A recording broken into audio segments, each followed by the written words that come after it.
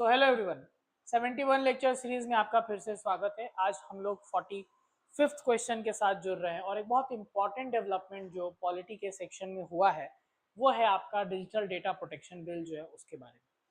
क्योंकि पुट्टास्वामी केस के बाद से 2017 का वो केस है और 2023 में जाकर कानून आया था और रूल्स जो हैं जो कि इस कानून को इम्प्लीमेंट कराएंगे वो 2025 में नोटिफाई हुआ है।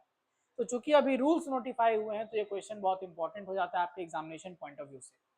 अब क्वेश्चन किस फॉर्म में आपको पूछा जाएगा, तो देखिए, जो digital personal data protection act 2023 में लाया गया था उसका सिग्निफिकेंस ऑब्वियस ही बात है हमारा राइट टू प्राइवेसी के पॉइंट ऑफ व्यू से हम लोग बात करें तो, लेकिन इसके साथ चैलेंजेस भी अटैच्ड हैं।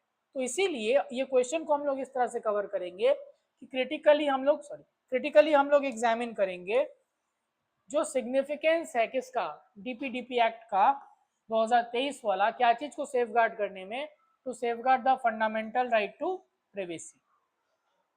ठीक है, तो इस पर्टिकुलर क्वेश्चन के स्ट्रक्चर में हम लोग किस तरह से शुरुआत करेंगे, तो हम लोग शुरुआत करेंगे इसके स्टार्टिंग में। जब आप बात करेंगे तो आप इस एक्ट का रेफरेंस देते हुए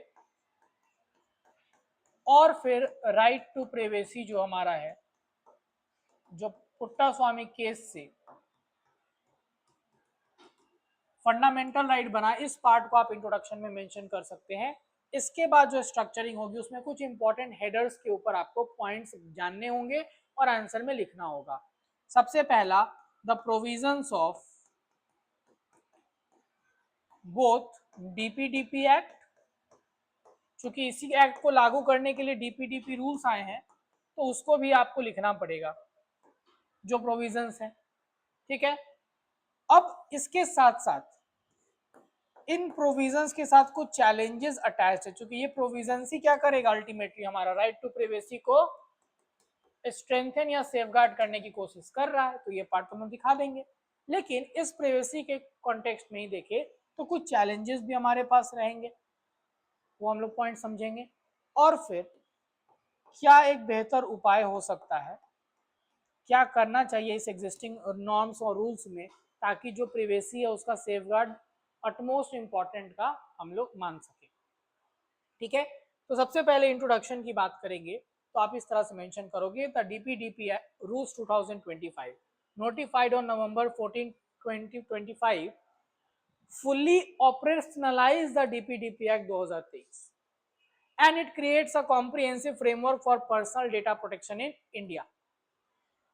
ये पहला कॉम्प्रिहेंसिव लेजिस्लेटिव अटेम्प्ट है जो कि हम लोग पुट्टास्वामी केस के बाद जब राइट टू प्राइवेसी को हम लोग फंडामेंटल राइट माने थे तो उस चीज को लीगलाइज करने के लिए या इम्प्लीमेंट करने के लिए पहला कॉम्प्रिहेंसिव लीगल डॉक्यूमेंट है। ये पार्ट से आप इंट्रोड्यूस करेंगे, इसमें डेटा प्रोटेक्शन रूल्स भी आ गया, एक्ट भी आ गया, राइट टू प्राइवेसी का जिक्र भी हो गया। अब इसके बाद आपको इनके फीचर्स को हाईलाइट करना है। लॉन्ग क्वेश्चन में आता है तो आप इसको इसी तरह से दोनों के फीचर्स का भी फ्लो चार्ट दो बना सकते हैं। जैसे एक्ट का कुछ फीचर समझिएगा, तो इसमें it applies to processing of digital personal data within India and outside India. अगर प्रोसेसिंग रिलेटेड है क्या चीज से, अगर प्रोसेसिंग रिलेटेड है जो सर्विसेज मिल रहे हैं भारत के अंदर उससे, तो चाहे इंडिया के अंदर डेटा लोकलाइजेशन की बात हो या इंडिया के बाहर, बट अगर सर्विस इंडिया में मिल रहा है तो उसका भी एक्सेसिबिलिटी यहाँ पे रहेगा, उसका प्रोटेक्शन होगा। It exempts the processing for certain purpose like national security, तो कुछ एग्जेम्पशन है, नेशनल सिक्योरिटी का जो पॉइंट होगा उन जगहों पर जो प्रोसेसिंग है डेटा का वो रिस्ट्रिक्ट हो सकता है। ये डेटा प्रोटेक्शन बोर्ड का एस्टैब्लिशमेंट कर रहा है जो कहीं ना कहीं कोई भी तरह का इशू या डिस्प्यूट होगा उसको सेटल करने का काम एडजुडिकेट करेगा। प्लस अगर हम लोग बात करेंगे तो डेटा फिड्यूशियरीज का ऑब्लिगेशन, उनकी रिस्पॉन्सिबिलिटी क्या है, जैसे जो भी डेटा प्रोवाइड करते हैं उनका क्या ऑब्लिगेशन या ड्यूटी होगा। तो सबसे पहला, they have to obtain consent before processing personal data, उनको कंसेंट लेना होगा कंज्यूमर का before processing any type of data. जो डेटा होल्डर्स हैं उनके पास क्या क्या अधिकार होगा, इस एक्ट ने ये भी स्पेसिफाई किया हुआ है, जैसे right to access and correct their data, जैसे आपका जो अपना पर्सनल डेटा होगा, प्राइवेट डेटा है, प्राइवेसी का पार्ट है, आप उसको एक्सेस भी कर सकते हैं, उसको करेक्ट भी कर सकते हैं।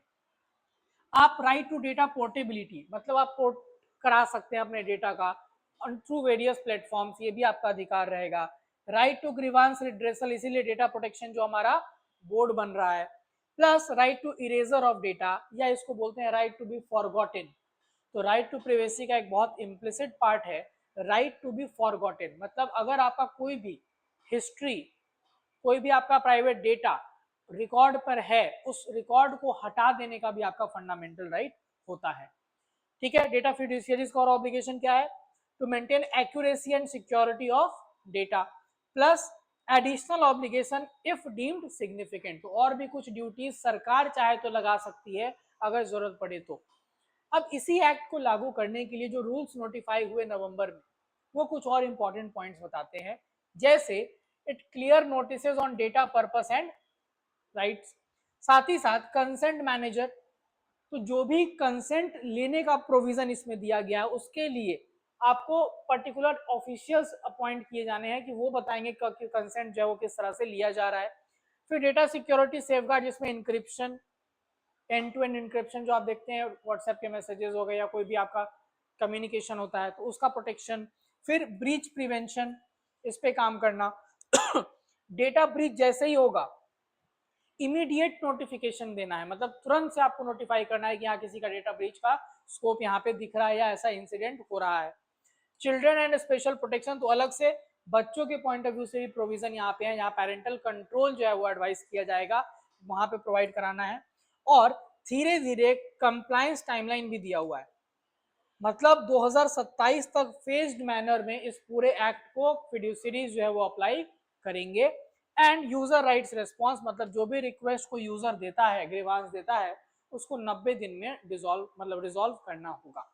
ये दोनों चीज जो आपको अभी बताया गया, एक्ट और रूल्स, इसके प्रोविजन आप जरूर मेंशन करेंगे अपने आंसर में।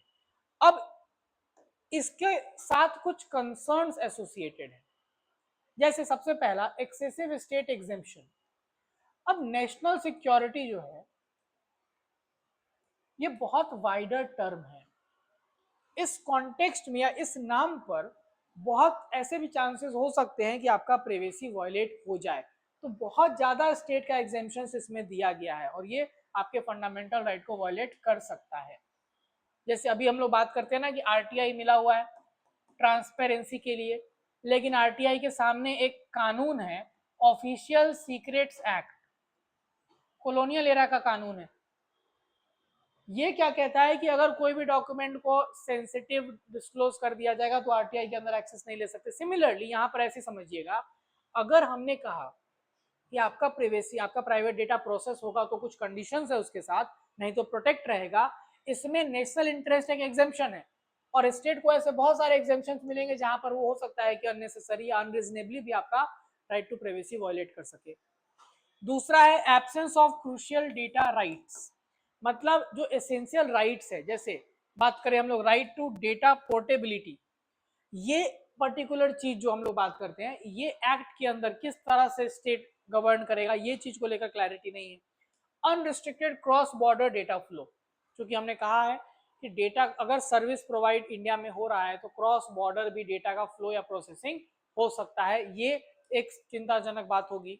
और lack of harm prevention measure, जैसे फाइनेंशियल फ्रॉड है या डिस्क्रिमिनेटरी प्रोफाइलिंग है, ये सारी चीजें, आइडेंटिटी थेफ्ट है, इम्पर्सोनेशन है, ये सारी चीजें जब होती है तो इसको लेकर बहुत स्ट्रिक्ट जो प्रोटेक्शन है उसका कमी देखने को मिलता है इस कानून में, जिस कारण से कहा जाता है कि राइट टू प्राइवेसी थोड़ा रिस्ट्रिक्ट इसमें हो रहा है।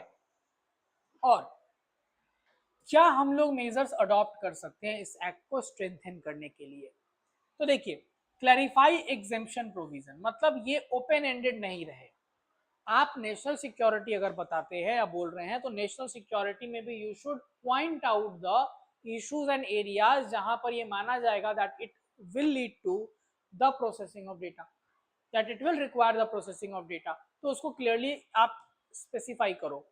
दूसरा है to promote bilateral data agreements, मतलब डेटा एग्रीमेंट्स क्यों बायलेटरल होना जरूरी है कि जब आप प्रोसेसिंग कर रहे हैं या डेटा किसी का एक्सेस कर रहे हैं तो उनके बीच में प्रॉपर बायलेटरल या फिर इवन मल्टीलेटरल अग्रीमेंट्स किया जाए, ताकि एक्सचेंज ऑफ डेटा जो है वो ना सिर्फ स्मूथ रहे बट साथ साथ प्रोटेक्टेड भी रहे, क्योंकि फिर ऑब्लिगेशंस आएगा पार्टीज के बीच में, जो पार्टीज क्या कर रहे हैं, अग्रीमेंट कर रहे हैं, तो वो उन ऑब्लिगेशंस को फॉलो स्ट्रिक्टली करेंगे।